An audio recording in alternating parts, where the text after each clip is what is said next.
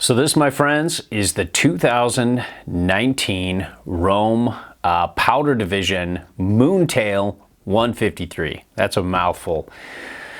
And just doing a little review under the pretty lights. I love the 57 so much. I thought I'd just get the 53 and just keep learning about this because each board's a little different. But the 53 I had so much fun on the 57 last year. And it was such a great, easy floating powder board, and also a really fun, like, surfy groomer board. So I just kind of wanted to get, just go a little shorter and see what that's all about. And I'm going to do something here. I've kept my 57. I'm going to step off set and just kind of show you how the two compare. It's kind of interesting because,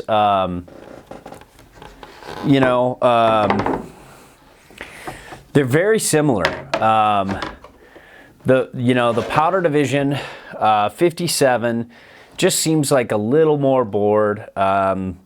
If you just look at the specs across the whole board, everything's just a little bigger, a little longer with the 57.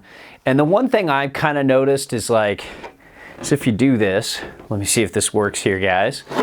You can see there's kind of just like a bigger, longer nose with the 57 than the 53, but they have a lot of similarities. Now I'm going to put this away.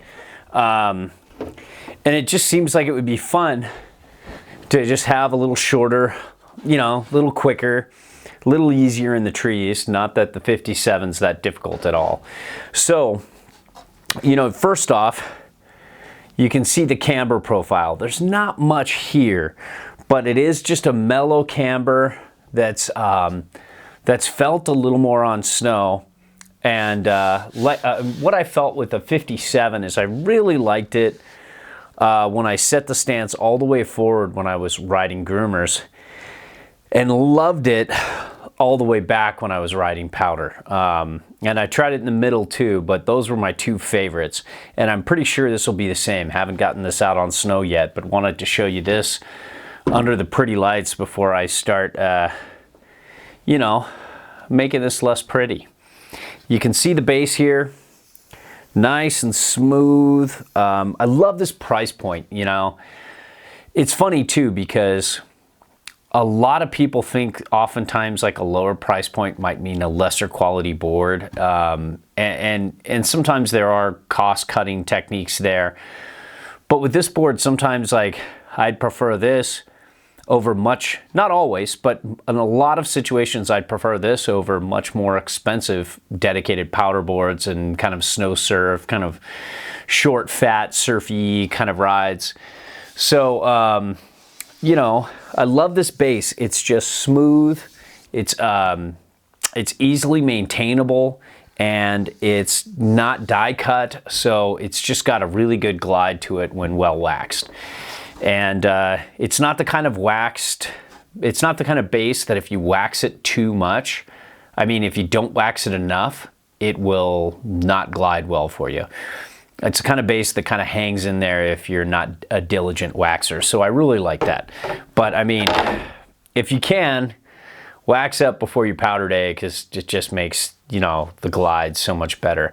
And you can see it's got that kind of like 3D technology. It kind of like turns up on the sides, but it also seems like it kind of just has its own early rise thing going on there as well. So whatever it is, however it works, I like it. And I like that it kind of ends as you get to the camber profile. So when you're actually on the camber, you don't feel that lifted side tech. It's just kind of up in the nose more. And, real short tail. So I love that. Now let's get into kind of stance width range. Rome's pretty good about publishing all that shit. So like at just about 24 inches, going out all the way wide with traditional disc bindings, and about 19 and a half going narrow. And the stance is 21 on reference. And for me, I'd just probably take it out to about 22, 22-ish. You know, 22 and a half maybe, and that would be fun for me. But if you want to set it all the way back, you're looking at 22, which is perfect for me on traditional disc bindings. You can go a little further back with 22 if you're doing mini discs too. And then the difference between the nose and the tail, so in terms of length, from the last inserts, you know, I go from the middle of the last here, you're looking at just about 24 3/4. And then you're looking at about 12 on the back. So you're looking at 12, a difference of 12 3/4 between tail and last insert and nose and last insert. And then to do like a true like setback on board, you got to divide that by 2, thanks to a smart reader who understands math. And you're looking at 6.375, kind of more of that back on board, but I'm including both because of, you know, how long I've done the other one for so long, and I suck at math, so thanks for the help, good readers. You're always helping make this site better, and I appreciate it. And I just, you know, I love this nose. It feels like there's a little less nose going on than the 57, like proportionally. It feels like even for the 57, it feels like there's more nose than you would think. And this 53 feels a little more traditional like other boards like this, but it's still got a lot of nose. It just doesn't feel like it just extends out and gets as long as, I'm looking at it right now, as this one does. But it's still just gonna be a great board. If you just wanna get a powder board, this is a great call.